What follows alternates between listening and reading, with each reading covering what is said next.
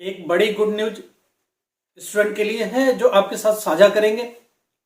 ये खुशखबरी कल शाम को ब्रेक हुई जो हम तक पहुंची है, तो हमने सोचा ये बहुत बड़ी बात है। और मैं सोच ही रहा था कि रिजल्ट डिले डिले की कार्यक्रम क्यों सुगबुगाहट चल रही है, 2 दिन 3 दिन डिले क्यों चल रहा। तो मैंने सोचा ऐसा क्या है कि जो डिले करने की नौबत आ रही है। उन्होंने कहा कि एक डिसीजन के लिए रोक के रखा था, वो आगे परमिशन ले रहे थे कि अगर कोई बच्चा 4 में पास हो गया, अगर एक सब्जेक्ट में कोई प्रॉब्लम है तो क्या किया जा सकता है उसके लिए। ये एक डिस्कशन का विषय था जो अभी भी कल तक चल रहा था। उसके बाद सडनली एक डिसीजन होता है और एक मीटिंग होती है, उसके बाद एक बात निकल के आती है। उस बात को इम्प्लीमेंट की तरफ बढ़ना था। कब होना है इम्प्लीमेंट, इस पर बात कल चल रही थी। जो शाम होते होते ये क्लियर हो गया कि ये इम्प्लीमेंट हो ही जाना है।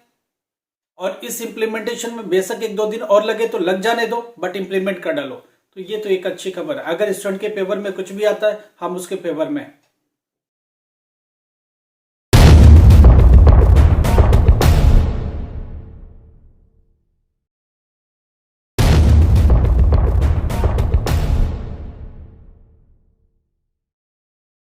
नमस्कार, आदाब, Sat Sri Akal. Myself Ahmed sir, education @अहमद सर। आपके साथ एक बहुत बड़ी खुशखबरी शेयर करनी है और रिजल्ट को लेकर के अपडेट भी करना आपको। रिजल्ट अपने टाइम से आ रहा था, आपको बोला था 1-2 दिन डिले हो सकता है। अभी एक और भी बात आ गई, वो बात आपके साथ शेयर करेंगे। हमने बोला ना, जैसे जैसे हम एग्जाम रिजल्ट के करीब आते हैं उस वक्त डिसीजन की बात होती है। क्यों?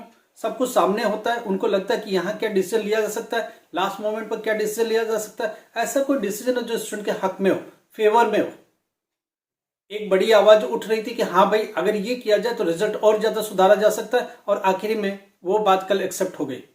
क्या बात हो क्या रही थी, समझने की हम कोशिश करते हैं। स्टूडेंट सपोज करो 4 विषय में पास है, 4 सब्जेक्ट्स में क्लियर है।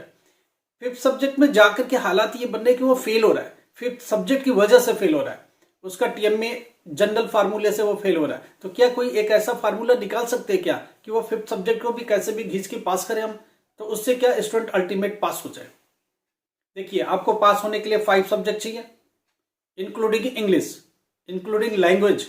एक लैंग्वेज का होना मैंडेटरी। आपको पता है कि जब एक लैंग्वेज के साथ लैंग्वेज को इंक्लूड कर लिया गया, लैंग्वेज में कोई जो करना था वो कर लिया, लैंग्वेज में पास हो गया, बाकी 3 सब्जेक्ट में और पास हो गया। टोटल कितने हुए? 4 में पास है।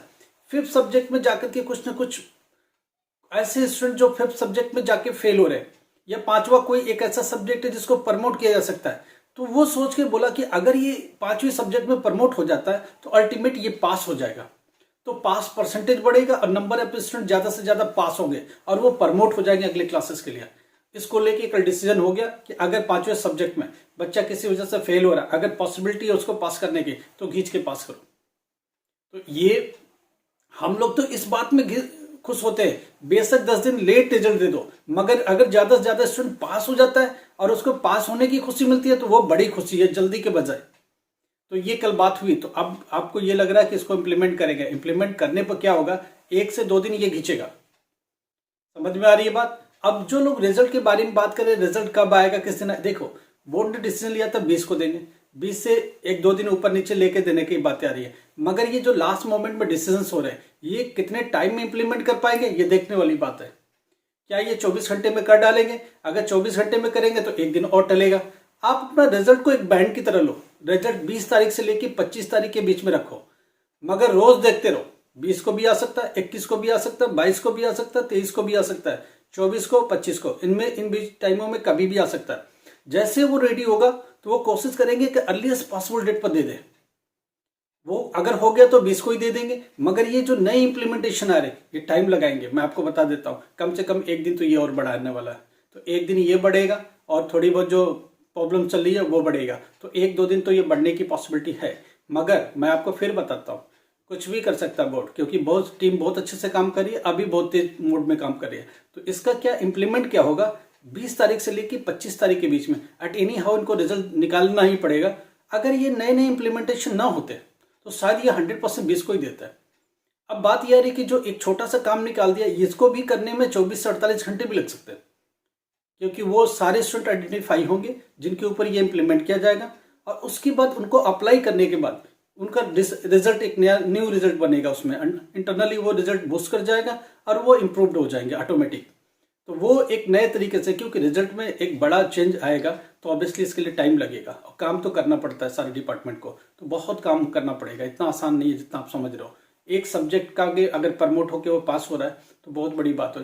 कब? जब सब कुछ कर लिया, जितना प्रमोशन के रास्ते थे वो सब कर लिया, उसके बाद जाते जाते आखिरी में भी ये प्रमोशन का रास्ता निकलना है। तो हम तो कह रहे हैं कि ऐसे प्रमोशन दे दो, बेशक 2 दिन लेट रिजल्ट दे दो।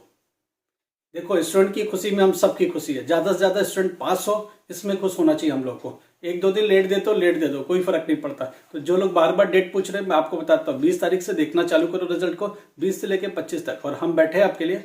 जब भी रिजल्ट आएगा, जिस दिन भी आ जाएगा, सबसे पहली खबर हम आपके साथ ब्रेक करेंगे। समझ में आ रही है? सबसे पहली खबर ब्रेक करेंगे कि रिजल्ट आ गया, जाके देख लो।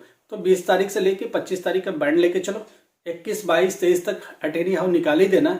फिर भी अगर इस तरह के नए फरमान आएंगे और कुछ नई इम्प्लीमेंटेशन होगी, क्या पता कल कोई और इम्प्लीमेंटेशन हो जाए, तो ये इम्प्लीमेंटेशन टाइम लेते हैं, कम से कम 1 से 2 दिन टाइम लेते हैं। ठीक है, स्टूडेंट को पास हो रहा है तो बहुत अच्छी बात है, ये आपके साथ शेयर करनी थी। स्टूडेंट के बहुत सारे क्वेश्चन है जो हम ले नहीं सकते, ठीक है, आगे मौका मिलेगा तो हम जरूर लेंगे।